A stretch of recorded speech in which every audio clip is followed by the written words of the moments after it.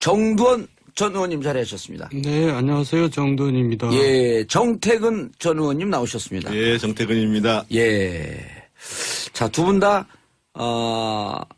이명박 대통령 시절에 친이였다가 금방 나왔잖아요. 예. 친이가 맞나요? 그래요?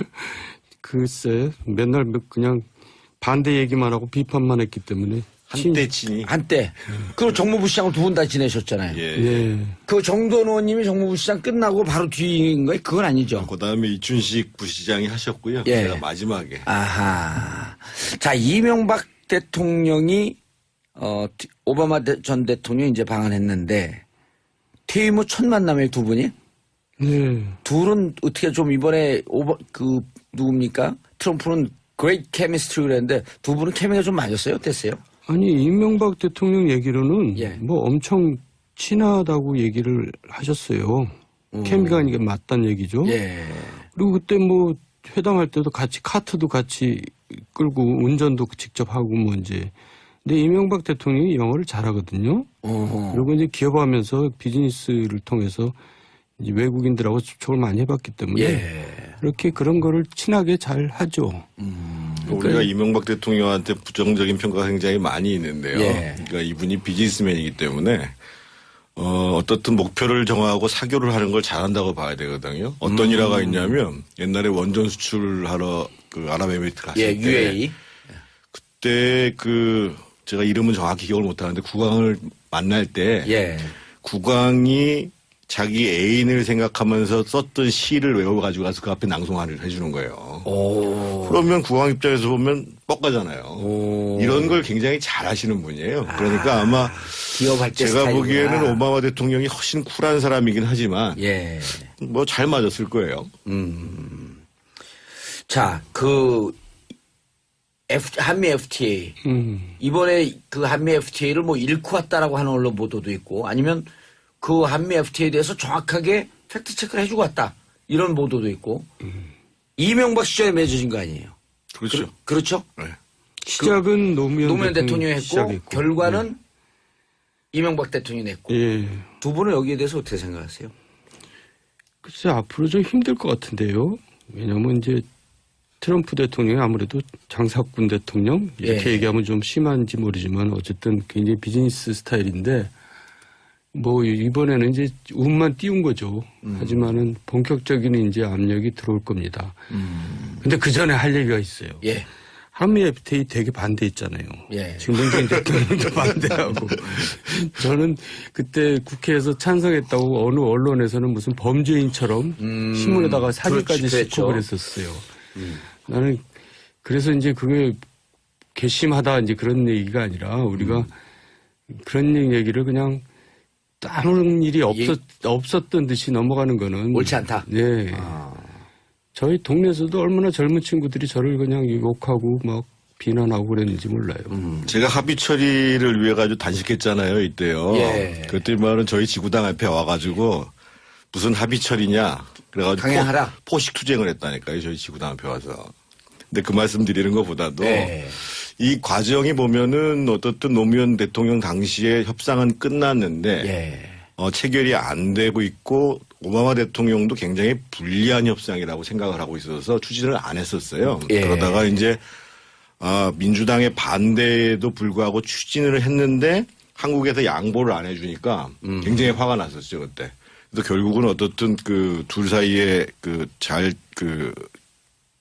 좀 교감이 있어가지고 예. 2010년도에 이제 사실상 타결됐는데 제가 아까 이제 오면서 일부의 우리 세 분 기자님들이 말씀하시는 것과는 조금 다른 측면에서 말씀드리고 예. 싶은 점은 뭐냐면 저희가 지나치게 우려할 필요는 없는 것은 분명합니다. 왜냐하면 FTA 협상이라는 것이 언제든지 재협상을 할 수 있는 거고 예. 하는 과정들이 역다르고 복잡하거든요. 근데 그렇죠. 한 가지 분명히 명심해야 될 것은 미국이라는 나라는 우리가 생각하는 것처럼 그렇게 만만한 나라가 아니라는 겁니다. 전 세계의 1등의 패권 국가거든요. 지금 뭐 양극 체제로 갔다 어쩌다 얘기를 하지만 지금 여전히 미국을 중심으로 한 세계 시스템이 움직이고 있고 가장 극명한 것이 뭐였냐면 1985년도에 프라자 합의라는 게 있습니다. 이게 뭐냐면 미국의 환율이 계속 미국 달러가 강세니까 적자가 예. 무역 적자가 나잖아요. 그래서 미국 뉴욕의 프라자 호텔에 일본뿐만 아니라 예.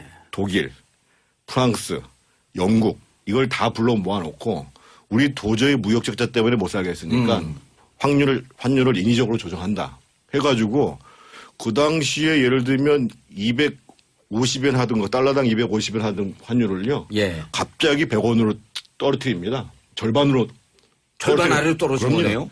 그런 정도의 힘이 있는 나라가 미국이고 그리고 그때부터 일본의 잃어버린 20년 시작됐다는 거 아니에요? 그거 조금 지나서 이제 시작되기 네. 시작했죠. 그러니까 이제 미국도 물론 그 당시에 이제 유가 그러니까 1차, 2차 오일 쇼크가 났고 그러면서 이제 방만한 재정을 운영했고 예. 이런 과정에서 이제 쌍둥이 재정 적자가 나서 이제 인플레이션이 생겼잖아요. 예. 그러면 그거를 자국 내에서 해결하는 게 아니라 전 세계적으로 힘을 써가지고 해결할 수 있는 나라가 미국이다라는 사실을 우리는 명심해야 되는 거고요. 예. 그래서 우리가 이제 쫄 필요는 없지만 녹록하진 않다. 항상 미국과의 관계에 있어서 최선의 국익, 실용적으로 어떻게 접근할 것인가의 문제를 굉장히 고민하지 않으면 안 된다는 거예요. 그런데 지금 언론이 마치 다 뺏긴 것처럼 단정적으로 보도하는 건 문제가 좀 있잖아요. 그건 아닌 것 같고 근데 어쨌든 명분은 챙겼고 실리는 잃었다. 보수 어떻게 보세요? 보수 언론에서 그렇게 이제 비판을 예. 하는 거고 예. 그런 부분을 이제 지적을 하고 넘어가자는 뜻인 것 같아요. 근데 어쨌든 좀 전에 정태근 의원 말을 이어서 얘기하면 예. 우리는 미국과 협상할 때 자존심을 얘기해요.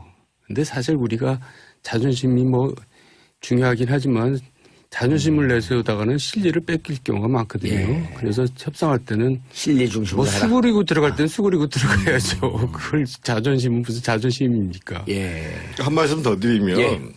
이번 그 정상회담에 이제 뭐 평가는 많이 나왔던 얘기인데 예. 제가 여담 비슷한 내용들을 이제 신문에서 보았는데 이번에 이제 어떻든 문재인 대통령이 좋은 인상을 주는 데 있어서 특히 백악관직 인사들에 예. 있어서 한 목사님 김장한 목사님이 상당한 역할을 했다는 거 아니에요. 그렇죠.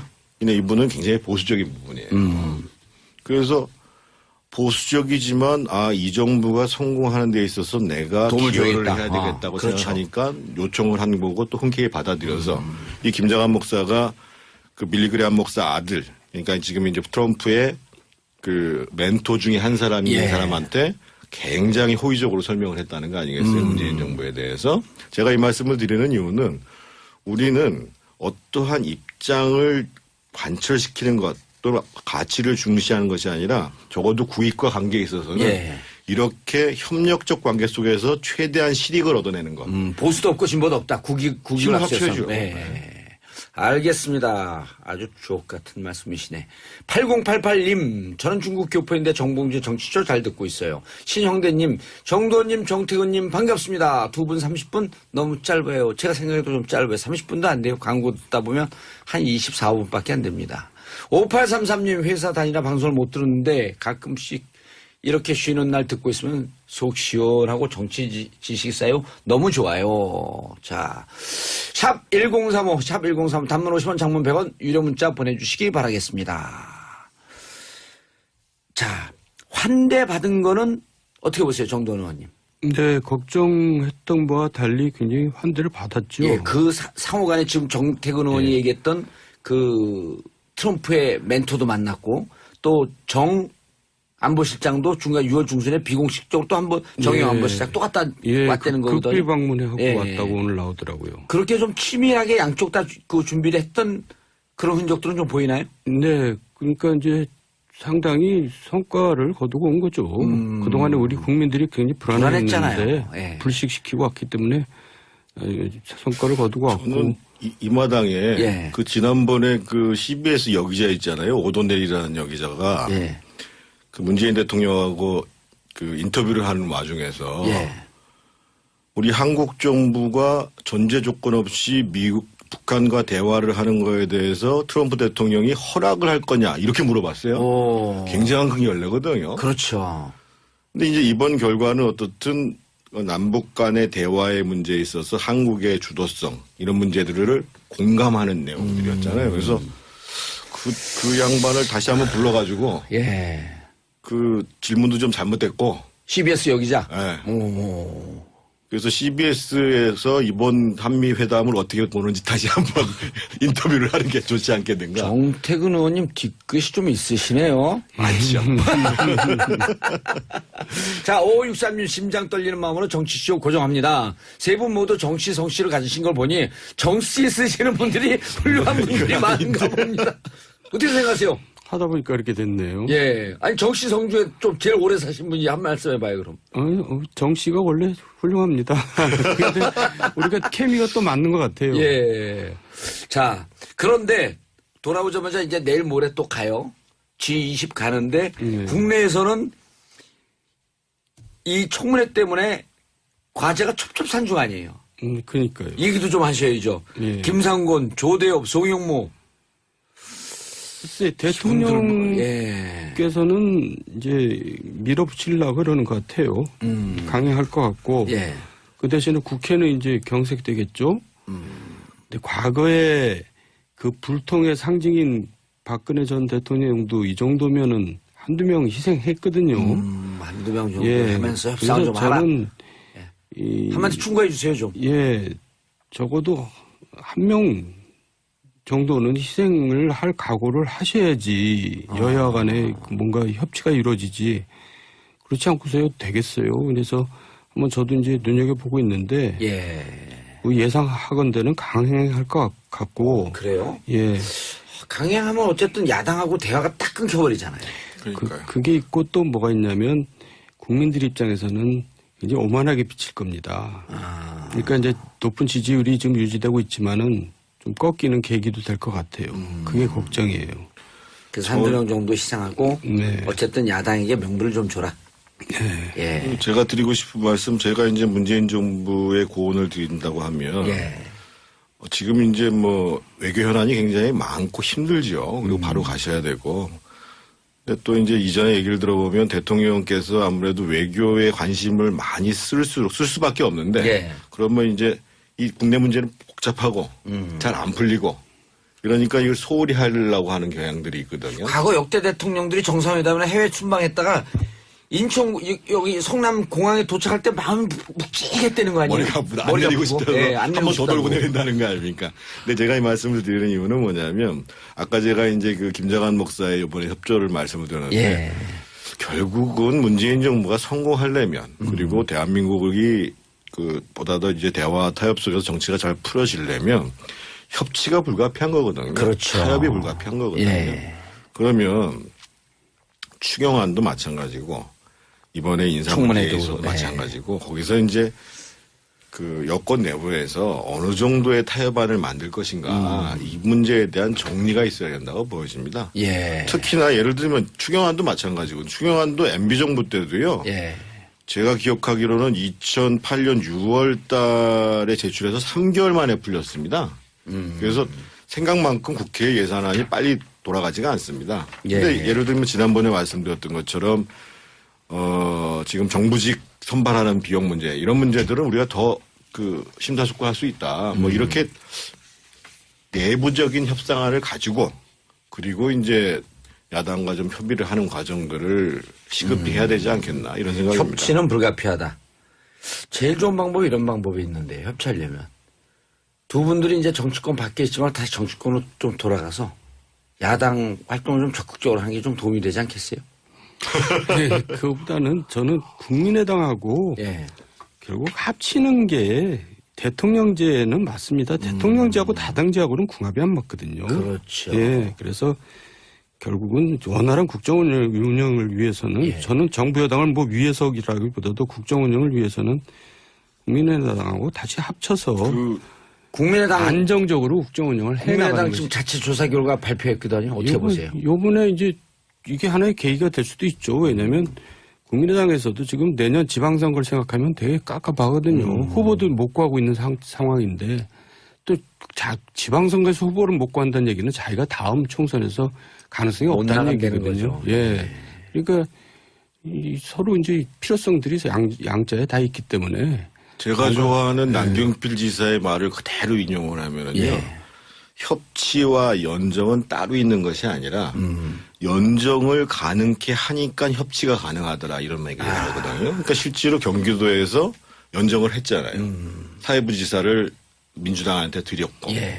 그리고 지금 보니까는 경기도 같은 경우는 바른정당하고 국민의당이 교섭단체를 구성했더라고요. 도의원들이요. 함께. 예. 오. 그래서 저는 꼭 국민의당과 민주당이 합치는 문제를 떠나서 협치라는 것이 별도로 있고 연정이라는 게 별도로 있는 것이 아니고 예, 연정을 하니까 협치가 되더라. 연정을 한다는 자세로 예. 권력을 나눠주고 협의하면 협치가 된다는 거죠. 거기 경기도 그 사회부지사를 민주당한테 줄 때도 저는 그게 무척 인상적으로 보였던 게 일단부터 첫 실험인데 누구를 달라고 하지 않고 민주당에다가 넘겼단 말이에요. 그럼요. 그 민주당에다 넘기니까 민주당 지도부에서 A라고 하는 사람을 꽂아요. 그러니까 도의원들이 반발해. 민주당 도의원들이 무슨 얘기냐. 우리 경기도인데 왜 당에서 이래라 저래라 하냐. 지방자치 위반이다. 하고 자기들이 선출해갖고 제시를 했잖아요. 또 재미있는 말씀 하나 그 드리면요. 과정이 무척 인상적이더라고. 그거보다 더 인상적인 게 뭐냐면 그래서 예. 이제 부지사가 됐잖아요. 예. 그러면 이제 자치단체의 우리 규칙상 보면 이 부지사가 추천할 수 있는 인사에 대한 추천할 수 있는 영역이 나눠져 있어요. 그 처음에 부지사가 되고 난 다음에 이거 인사권도 나한테 주나 하고 안 하고 있었대요. 진짜 주나 하고. 네. 그래가지고 이제 남지사한테 가서 이거 뭐 이러이러한 생각이 있는데 어떻게 해서 그거 당신 권한인데 하시면 된다고. 그렇게 해서 연정이 현실화됐다는 거예요. 알겠습니다. 김택형님 정정정 브라더스 말씀 너무 재밌습니다. 자, 국민의당이 안철수 대표가 몰랐다고 지금 방금 전에 발표했거든요. 보고받지 않았다. 예. 어떻게 보세요? 몰랐다고 해도 책임에서 자유로울 수는 없죠. 그런 걸 묻는 거예요, 국민들은. 예, 저는 이번 기회에 안철수 대표는 진짜 종치셨다고 봅니다. 다시는 재기가 불가능하다고 보고 죄송한 얘기지만, 그러니까 국민당은 안철수 대표로부터 자유로워질 수가 있죠. 국민당 자체도 끝난 건 아니고 이제 안철수 대표 먼저 끝나고 예. 그다음에 아까 말씀하셨듯 국민의당과 민주당하고 합칠지 말지를 좀 고민해보고 이번 저는 물밑 대화가 오고 갈 거라고 분명히 생각합니다. 예. 안철수 후보는 반드시 종친 것 같아요? 재기 불능이에요? 그러나 이 일이 없어도 저는 재기가 어렵다고 생각했는데 이 일 때문에 저는 조금 다르게 생각하는 게요. 예. 이번 일로 도의적인 책임을 져야 되는 거는 분명한데 예. 이번 일 이전부터라도 대선 끝난 지 얼마 되지 않아서 차기를 얘기를 하고 행보가 이해가 안 되는 거예요. 예를 들면 그러니까 저는 그분이 종쳤는지 안 쳤는지는 모르겠지만 예. 어떻든 그분도 우리 사회의 소중한 특히 정치 자원 중에 한 분이잖아요. 제가 참모였으면 아마 그러지 말고 해외 나가서 우리 IT 자원봉사를 하자. 저기 좀 저개발국 같은 데 가서 우리가 보안 전문가니까 국가적으로 보안 시스템은 어떻게 만들어야 되고 그러면서 열심히 봉사하다가 그러다가 들어오면 되죠. 근데 그거 좋은 아이디어네. 근데 왜 거기는 그런 아이디어를 내는 사람이 없을까요? 그러니까 4차 산업혁명만 얘기하면서 그럼 4차 산업혁명이 뭐죠? 이 얘기도 또 끝까지 안 해줘. 새정치도 끝까지 안 해주더니. 안타까워요. 예. 그래서 제가 보기에는 도의적 사고하시고 가서 좀 봉사나 좀 열심히 하시는 게 후일을 도모할 수 있는 아니 게 다들 아닌가 그렇게 봐요. 했어요. 실패하면은 다들 조용히 이제 좀 사라졌다가 국민들이 뭐 하고 있지 그 사람 그럴 때 돌아오는 거거든요. 그렇죠. 예. 김대중 전 대통령도 예. 두 번 은퇴했어요. 예. 그때 돌아오면서 돌아올 때 욕먹으면서도 또 원하는 사람들이 있으니까 명분을 찾았고 오면 되는 거거든요. 안철수 후보가 끝나자마자 이제 나는 잠시 손을 띄고 세계 IT 발전을 위해서 좀 노력을 하겠습니다. 세계 IT 발전을 위해서 할 역량은 안 되는 것 같아요.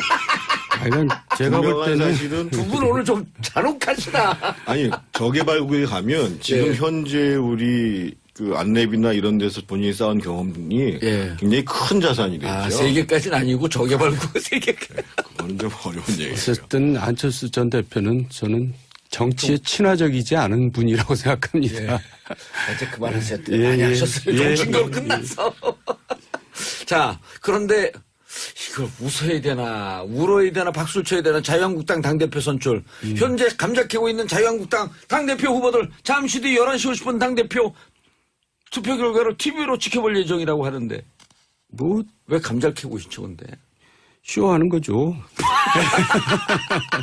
근데 뭐 홍준표 대표가 되겠죠. 예. 근데 전당대회라는 것이 국민의 관심을 끌고 새로운 발전의 계기가 되는 건데 이번 전당대회를 통해서 완전 혐오감만 더 키운 이제 결과가 돼버렸잖아요. 오늘 기자들이 기사 어떻게 쓸지 걱정이 네. 진짜 기사가 빵빵 터지는데. 도대체가 그런 리더십으로 자유한국당이 더 앞으로 얼마나 버틸지 저는 참 별로 기대가 안 됩니다. 거기도 이렇게 종치려고 딱 준비하고 있는 건가요? 그러니까요. 여기도 사실 지난년 지방선거를 생각하면은 깝깝한 당입니다. 지금 바른정당 다 새 정당 다 마찬가지지만 자유한국당은 저는 이런 식으로 가다가는 국민들로부터 점점 이제 버림을 받을 거라고 생각합니다. 자, 한 발 더 나와서 그러면 바른정당은 왜 지지율이 안 올라가요? 이렇게 하니까 안 오르죠. 바른정당. 이건 자유한국당이고 바른정당. 바른정당 조금 올라갔던데요. 그래도. 그러니까 실제로 바른정당 기대하는 분들이 젊은 사람들 중에서 꽤 있어요. 근데 거기는 스스로들이 다 코가 빠졌어요. 그래서 쉽게 말해서 당대표 선출하는데 전당대회 하는데 당대표를 할 사람들이 안 나가고 할 사람이 없어서들 그냥 나가는 정도니까요. 그러니까 결국 자기네들끼리 그냥 자리 20명이 모여가지고 서로 자리 나눠 먹게 하는 식으로 비춰지거든요. 국민들한테는. 그러니까 제대로 된 얼굴을 내세워야 되는데 그 제대로 된 얼굴이라는 것은 결국 차기 지도자감 아니겠어요? 그렇죠. 그게 없다는 것이 결정적인 이제 바른정당의 그 어려움이겠죠. 아니 면면을 보면 남경필 지사 있죠. 김용태 의원 있죠. 원희룡 지사 있죠. 면면을 보면 다 훌륭한 분들이야. 근데 저는 지금 지지율 문제에 야당이 연연할 이유가 없다고 생각합니다. 현재는 지지율에 신경 쓰지 마라. 만약에 정상적인 대통령 선거를 12월 19일 날 했다고 그러면 지금 취임도 안 한 시점이에요. 아직. 아하. 그래서 시간이 많이 남은 거죠. 정당의 지지율이 제대로 나올 수가 없어요. 근데 오히려 그거보다는 지지율이 연연하기보다는 그러면 우리가 다시 사랑받을 수 있는 길이 뭐냐, 지지를 받을 수 있는 길이 뭐냐를 찾아야 되는데 자유한국당이고 바른정당이고 마찬가지. 예를 들면 자유한국당 이번에 캐치프레이스가 달라질게요 그랬잖아요. 달라진다는 게 감자밭에 가가지고 감자 캤단 말이에요. 근데 아까 장윤성 기자는 하지 감자여서 빨리 캐야 된다고 얘기를 하는데 이분들이 달라진다면 가장 먼저 해야 될 것은 반성하고 옛날에 우리 천막당사 할 때 그때 박근혜 그 당시 대표가요. 108배 했어요, 가서. 아니, 노하우 좀 알려주세요, 그러면은. 우리 방송을 좀 듣든지. 그러니까 제가 보기엔 자세도 아이디어도 없으니까 지지율이 안 올라가는 거거든요. 그나마 지금 이제 바른정당이 조금 올라가는 이유가 약간 열었잖아요. 협조할 건 협조하지만 반대하면 세게 할 거다. 이렇게 얘기를 하고. 그리고 추경도 협의하겠다. 그렇죠. 바른정당이 올라가는 거는 자유한국당하고 국민의당이 죽을 쓰니까 상대적으로 올라가는 거지. 아니, 정두원 형님, 오늘 작심하고 오셨어요? 기사 좀 한번 좀 털어야 되겠다, 그리고. 지금 막 당대표가 발표하는데 진짜 국민들 관심이 별로 없어요. 없어요. 근데 진짜 왜 저렇게 하죠? 아니, 두 분이 모르면 어떻게 해요? 두 분이 모르면. 그러니까는 저기 우리나라 보수의 앞날을 위해서도 정말 안 좋은 일이고요. 자유한국당이나 바른정당이 제대로 가야 되는데 그래서 걱정하는 의미에서 제가 한 얘기입니다. 근데 시간이 많이 걸릴 것 같아요. 굉장히 불리한 협상이라고 생각을 하고 있어서 추진을 안 했었어요. 그러다가 이제 민주당의 반대에도 불구하고 추진을 했는데 한국에서 양보를 안 해주니까 굉장히 화가 났었죠, 그때. 그래서 결국은 어떻든 둘 사이에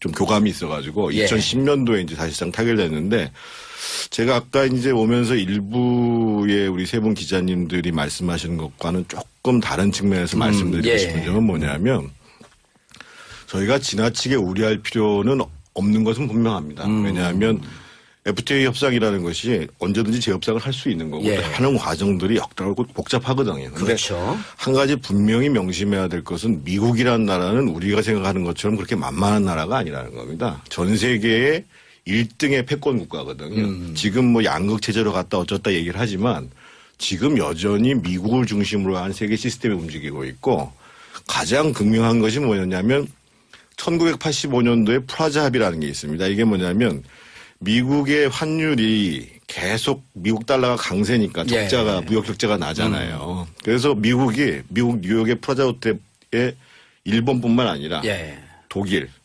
프랑스, 영국 이걸 다 불러 모아놓고 우리 도저히 무역 적자 때문에 못 살겠으니까 환율을 인위적으로 조정한다 해가지고 그 당시에 예를 들면 250엔 하던 거 달러당 250엔 하던 환율을요. 갑자기 100원으로 떨어뜨립니다. 절반 아래로 떨어진 거네요. 그런 정도의 힘이 있는 나라가 미국이고. 그리고 그때부터 일본의 잃어버린 20년 시작됐다는 거 아니에요? 그거 조금 지나서 이제 시작되기 시작했죠. 그러니까 이제 미국도 물론 그 당시에 이제 유가 그러니까 1차, 2차 오일 쇼크가 났고 이런 걸 굉장히 잘 하시는 분이에요. 그러니까 아마 제가 보기에는 오바마 대통령이 훨씬 쿨한 사람이긴 하지만 뭐 잘 맞았을 거예요.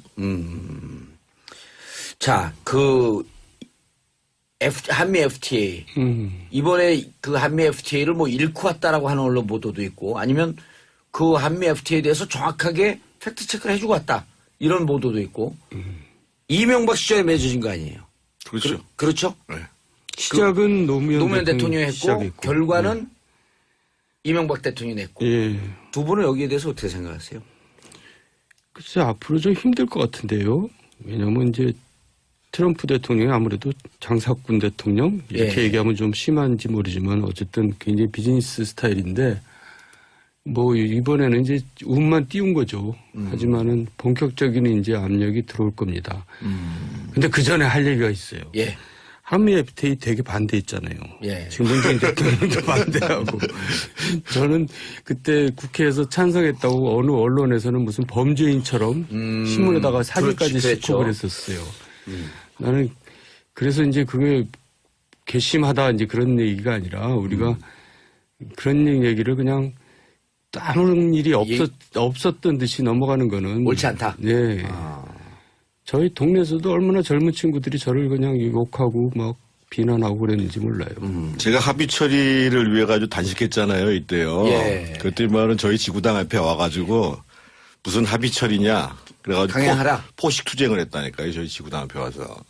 근데 그 말씀 드리는 것보다도 이 과정이 보면은 어떻든 노무현 대통령 당시에 협상은 끝났는데 체결이 안 되고 있고 오바마 대통령도 갱남한테 굉장히 호의적으로 설명을 했다는 거 아니겠어요? 문재인 정부에 대해서. 제가 이 말씀을 드리는 이유는 우리는 어떠한 입장을 관철시키는 것 또는 가치를 중시하는 것이 아니라 적어도 국익과 관계에 있어서는 이렇게 협력적 관계 속에서 최대한 실익을 얻어내는 것. 보수도 없고 진보도 없다. 국익을 앞세워서. 네.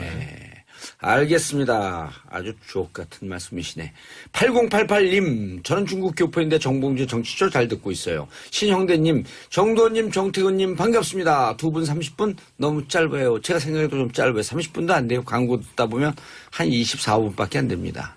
5833님, 회사 다니라 방송을 못 들었는데 가끔씩 이렇게 쉬는 날 듣고 있으면 속 시원하고 정치 지식이 쌓여 너무 좋아요. 자, 샵 1035, 샵 1035 단문 50원 장문 100원 유료 문자 보내주시기 바라겠습니다. 자, 환대 받은 거는 어떻게 보세요, 정도원 의원님? 네, 걱정했던 바와 달리 굉장히 환대를 받았죠. 그 상호간에 지금 정태근 의원이 얘기했던 그 트럼프의 멘토도 만났고 또 안보실장도 중간 6월 중순에 비공식적으로 또 한번 정영 안보실장 또 갔다 왔다는 거거든요. 극비 방문하고 왔다고 오늘 나오더라고요. 그렇게 좀 치밀하게 양쪽 다 그 준비를 했던 그런 흔적들은 좀 보이나요? 네, 그러니까 이제 상당히 성과를 거두고 온 거죠. 그동안에 우리 국민들이 굉장히 불안했는데 불식시키고 왔기 때문에 성과를 거두고 왔고. 저는 이 마당에 그 지난번에 그 CBS 여기자 있잖아요. 오도넬이라는 여기자가 그 문재인 대통령하고 그 인터뷰를 하는 와중에서 우리 한국 정부가 전제 조건 없이 북한과 대화를 하는 거에 대해서 정두원 전 의원님 자리하셨습니다. 네, 안녕하세요. 정두원입니다. 정태근 전 의원님 나오셨습니다. 정태근입니다. 자, 두 분 다 이명박 대통령 시절에 친이었다가 금방 나왔잖아요. 친이가 맞나요? 그래요? 글쎄, 맨날 그냥 반대 얘기만 하고 비판만 했기 때문에. 한때 친이. 한때. 그리고 정무부 시장을 두 분 다 지내셨잖아요. 예. 예. 그 정돈 의원님이 정무부 시장 끝나고 바로 뒤인 거예요? 그건 아니죠. 그다음에 이춘식 부시장이 하셨고요. 예. 제가 마지막에. 아하. 자, 이명박 대통령이 오바마 전 대통령이 이제 방한했는데 퇴임 후 첫 만남에 두 분이 네. 둘은 어떻게 좀 이번에 누굽니까? 트럼프는 great chemistry 그랬는데 두 분은 케미가 좀 맞았어요? 어땠어요? 아니, 이명박 대통령 얘기로는 예. 뭐 엄청 친하다고 얘기를 하셨어요. 케미가 이게 맞단 얘기죠. 예. 그리고 그때 뭐 회담할 때도 같이 카트도 같이 끌고 운전도 직접 하고 뭐 이제. 근데 이명박 대통령이 영어를 잘하거든요. 그리고 이제 기업하면서 비즈니스를 통해서 이제 외국인들하고 접촉을 많이 해봤기 때문에 예. 이렇게 그런 거를 친하게 잘 하죠. 우리가 이명박 대통령한테 부정적인 평가가 굉장히 많이 있는데요. 예. 그러니까 이분이 비즈니스맨이기 때문에 어떻든 목표를 정하고 사교를 하는 걸 잘한다고 봐야 되거든요. 어떤 일화가 있냐면 옛날에 원전 수출하러 그 아랍에미리트 갔을 예, 때 UAE. 그때 제가 이름은 정확히 기억을 못하는데 국왕을 만날 때 예. 국왕이 자기 애인을 생각하면서 썼던 시를 외워가지고 가서 그 앞에 낭송을 해주는 거예요. 오. 그러면 국왕 입장에서 보면 뻑가잖아요. 그러면서 이제 방만한 재정을 운영했고 예. 이런 과정에서 이제 쌍둥이 재정 격차가 나서 이제 인플레이션이 생겼잖아요. 예. 그러면 그거를 자국 내에서 해결하는 게 아니라 전 세계적으로 힘을 써가지고 해결할 수 있는 나라가 미국이다라는 사실을 우리는 명심해야 되는 거고요. 예. 그래서 우리가 이제 쫄 필요는 없지만 녹록하진 않다.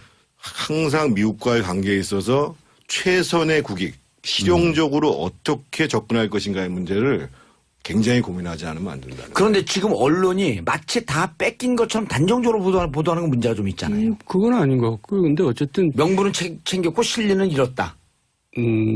보수 어떻게 보세요? 보수 언론에서 그렇게 이제 비판을 예. 하는 거고 예. 그런 부분을 이제 지적을 하고 넘어가자는 뜻인 것 같아요. 근데 어쨌든 좀 전에 정태근 의원 말을 이어서 얘기하면 예. 우리는 미국과 협상할 때 자존심을 얘기해요. 근데 사실 우리가 자존심이 뭐 중요하긴 하지만 자존심을 내세우다가는 실리를 뺏길 경우가 많거든요. 예. 그래서 협상할 때는 실리 중심으로 뭐 해라. 수그리고 들어갈 때는 수그리고 들어가야죠. 그걸 자존심은 무슨 자존심입니까? 예. 한 말씀 더 드리면 예.